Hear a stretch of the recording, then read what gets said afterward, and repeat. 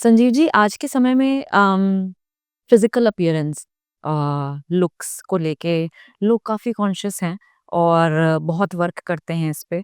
और कहीं न कहीं जो 20s और 30s में जो एज ग्रुप है हमारे देश में, वो फिज़िकल फ़िटनेस को लेके काफ़ी अवेयर हो गया है। और मेरा सवाल आपसे ये है कि फिज़िकल फ़िटनेस, फिज़िकल ब्यूटी और मेंटल वेलनेस का बैलेंस दिखता है आपको हमारे देश में या कितना इम्बैलेंस दिखता है आपको?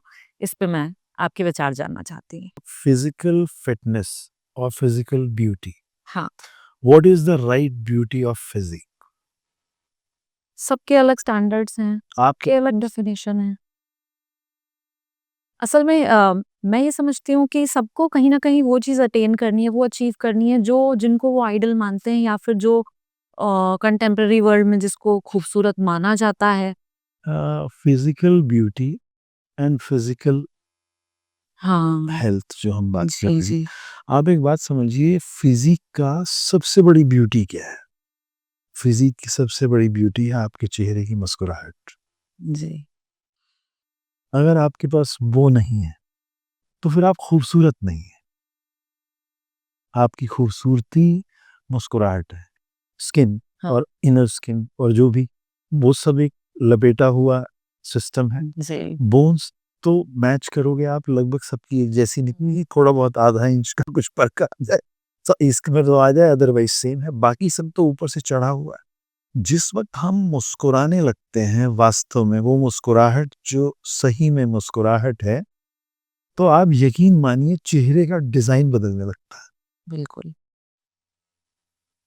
चेहरे का डिजाइन बदलने लगता है और वो बदलता हुआ डिजाइन ही चेहरे की सुंदरता है। अच्छा। और एक प्रसन्न, कभी भी आप समझिए कि कोई व्यक्ति अंदर से स्वभाव से इरिटेशन वाला हो और चेहरे से मुस्कुरा सकता है, उस स्वरूप में जिसकी मैं बात कर रहा हूँ नहीं मुस्कुरा सकता। और जो मुस्कुरा सकता है, क्या वो उतना इरिटेशन वाला हो सकता है? थोड़ा बहुत चलता है, मगर वो इरिटेशन वाला नहीं हो सकता। ये दोनों ऐसी चीजें हैं जो एक साथ एक नहीं रह साथ सकती। नहीं रहेंगी। क्या बात है! सच है ये, बिल्कुल। आग और पानी, हुँ, प्रसन्नता है पानी, हुँ, इरिटेशन है आग। अगर प्रसन्नता होगी तो आग तो बुझने वाली है, अगर हुँ, पानी कहीं पड़ा है तो वहां आग नहीं लग सकती। जी, आग हमेशा पानी से बुझने वाली है, और आप इस चीज को देख सकते हैं, समझ सकते कनेक्ट कर सकते हैं। हैं। तो फिजिकल सुंदरता, हुँ, ब्यूटी यही है। फिजिकल फिटनेस क्या है? फिजिकल फिटनेस ये है कि आप अपने जीवन में सब कामों को धारा प्रवाह में कर सकें, आपको किसी काम को करने में परेशानी ना हो। This is the only parameter of physical fitness. आपकी लुक्स क्या है, वो फिजिकल फिटनेस का पैरामीटर नहीं है। हुँ, जी, फिजिकल फिटनेस का पैरामीटर है कि आप जीवन के सामान्य व्यवहारों में कभी थके नहीं। हुँ, ये आपकी फिजिकल फिटनेस है। जिस वक्त, देखिए मैं अब आपको बहुत मतलब की बात बता रहा हूँ, ये बात आपको समझनी ही होगी कि जिस वक्त एक जिम में जाने वाला व्यक्ति यहाँ से स्ट्रांग हो जाता है, तो ये सब कुछ टाइट हो जाता है, सब कुछ। जब वो चलता है तो उसके हाथ ऐसे हो जाते हैं। क्यों होते हैं? टेक्निकली क्या रीजन है? वो अकड़ के चल नहीं रहा है। स्टिफनेस जिमिंग से एक्सेसिव मसल्स। आप कभी देखिए, आपका ना मांस यहाँ पे लूज है, इस जगह। हाँ, जब वो टाइट हो जाएगा तो उसकी फ्लेक्सिबिलिटी जो ये वाली है वो चली जाएगी।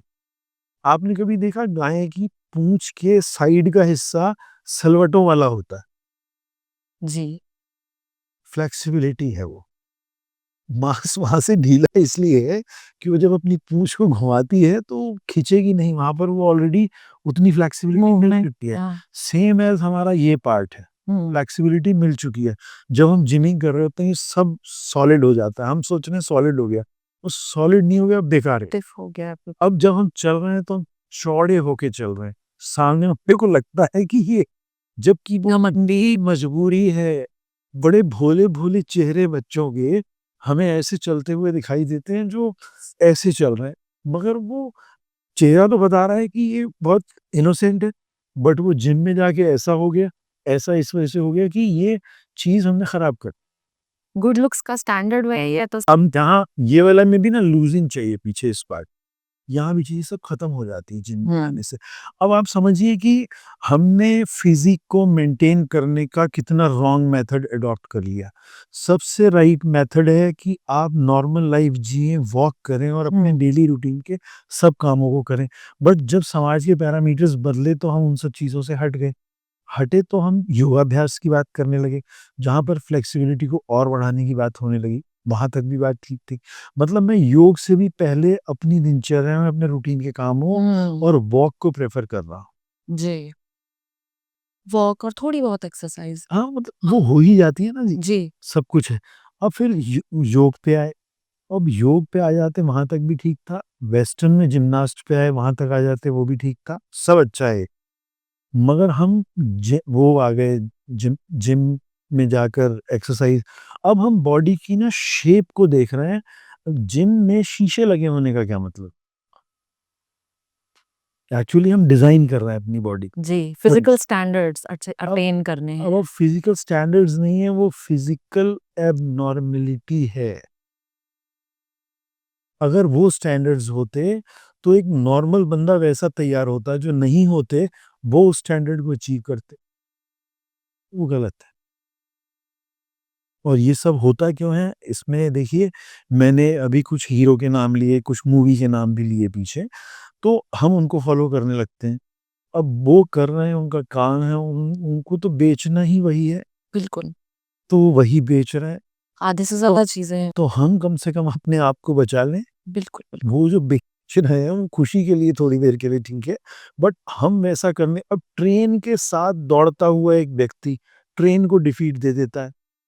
2 महीने की प्रैक्टिस में वो घोड़े से तेज़ दौड़ने लगता है, जो बिल्कुल मतलब फैंटेसीज़ में भी पॉसिबल नहीं होना चाहिए और हम उसी भावना से प्रेरित होके अपने शरीर को ख़राब कर लेते हैं। हुँ। मतलब मैंने ऐसे बहुत से लोगों को देखा है जो 50-55 साल की उम्र में डांस कर रहे हैं और अलग-अलग किस्म के व्यवहार कर रहे हैं। मतलब एक ऐज के बाद बैडमिंटन खेलने वाले को यहाँ पर दिक्कत हो जाती है, ओह! इस जगह पर होती ही है, क्योंकि हम ओवर कर रहे हैं उस चीज़। एक्सेसिव। गेम्स हैं प्लेज़र के लिए, कॉम्पिटिशन जीतने के लिए 24-25 साल तक, मान लीजिए। बट उसके बाद प्लेज़र के लिए, बट हम प्लेज़र की जगह उसमें वो टीज़र हो रहा है, गड़बड़ हो रही है उसमें। ये सब छोटी-छोटी चीज़ें हैं, पेरेंटिंग से रिलेटेड ही सारी बातें हैं ये जो मैंने आपसे की।